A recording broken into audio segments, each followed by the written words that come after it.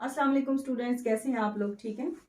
जमात दाहम की हदीस नंबर 1 के साथ आपकी खिदमत में हाजिर हूँ। आप सब लोग जानते हैं कि आपके सिलेबस में सूरतुल अहज़ाब, सूरतुल मुम्तहिना, हदीस नंबर 11 था 20 और मौज़ूआती मुताला शामिल है। तो मैंने सोचा कि सूरतुल अहज़ाब के साथ साथ आपको हदीस के भी नोट्स और लेक्चर्स मिल जाएं।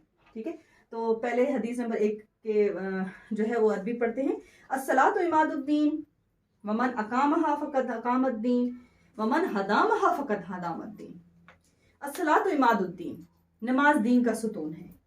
वमन अकामहा, जिसने इसे कायम किया, फ़क़द अकामद्दीन, तो उसने दीन को कायम किया। वमन हदामहा, जिसने इसे गिरा दिया, ढा दिया, फ़क़द हदामद्दीन, तो गोया उसने दीन ढा दिया। सबसे पहले जो पहला जुमला है नमाज दीन का सुतून है, उसको समझे। एक इमारत है, उस इमारत की मजबूती की बुनियाद उसके सतूनों पर होती है। अगर उसके सतून मजबूत हैं तो वो इमारत मजबूत है। अगर उसके सतून कमजोर हैं या गिर जाएं तो वो इमारत गिर जाएगी। ठीक है, अब नमाज को सतून करार दे दिया गया इस्लाम की इमारत का।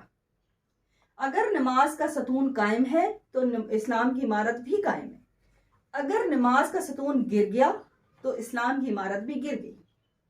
ठीक है, नमाज तमाम इबादत के अंदर है। अलग से आप इसको देखें तो ये बहुत अहम है, लेकिन बाकी इबादत में भी इसकी बहुत अहमियत है।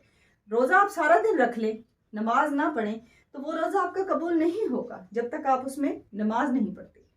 हज के लिए चले जाएं, आप वहां पे सारे अरकान कर लें, नमाजें ना पढ़ें या नवाफिल ना पढ़ें, तो आपके उस हज की कोई अहमियत रह जाएगी।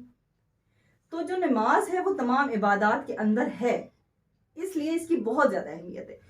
सबसे पहले जब आप इसकी तशरीह करने लगेंगे तो इसमें आपने नमाज के मानी बताने हैं। नमाज के मानी हैं दुआ करना, रुजू करना, किसी की तरफ रुख करना। इस्तिलाही इसकी जो मानी है वो ये है कि दिन में 5 मरतबा अल्लाह ताला के हजूर हाजिर होकर अल्लाह के सामने झुकना और इबादत करना। दिन में 5 बार मुअज्जिन अज़ान देता है, हमें अल्लाह ताला की तरफ बुलाता है, फलाह की तरफ बुलाता है। अगर तो हमने उसकी पुकार पर लब्बैक कह दिया तो हमने अपनी ईमान की सदाकत की गवाही दे दी और हमने दीन को कायम कर लिया। अगर हमने उसकी पुकार पर लब्बैक नहीं कहा तो फिर हमने क्या कर दिया, दीन को ढा दिया।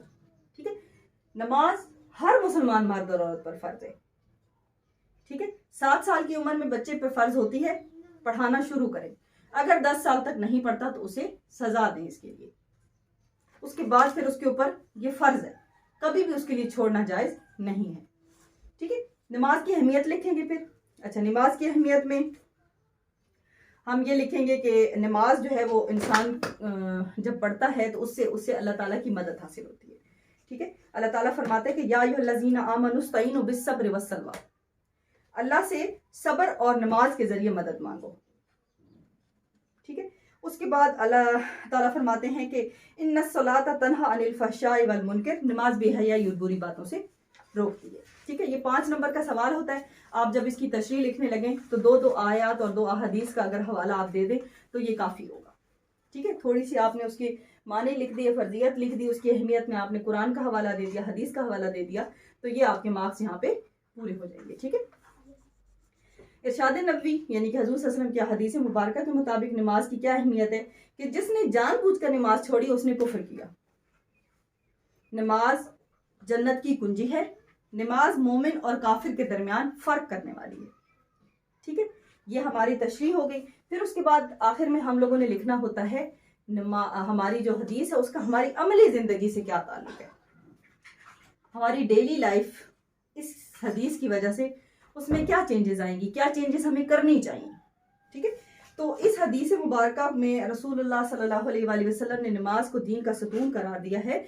जिस तरह कोई इमारत बगैर सतून के मजबूती के साथ कायम नहीं रह सकती, इसी तरह नमाज की अदायगी के बगैर हमारा दीन मजबूत नहीं हो सकता।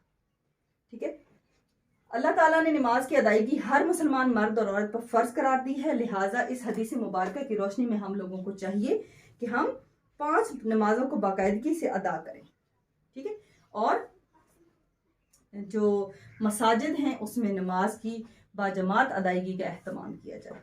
ठीक है, ये जी हमारी हो गई हदीस नंबर 1। जमात दाहम के सिलेबस में से इंशाल्लाह नेक्स्ट हदीस के साथ आपकी खिदमत में अगले वीडियो में हाजिर होंगी। तब तक के लिए मुझे इजाज़त दीजिए। अल्लाह हाफिज़।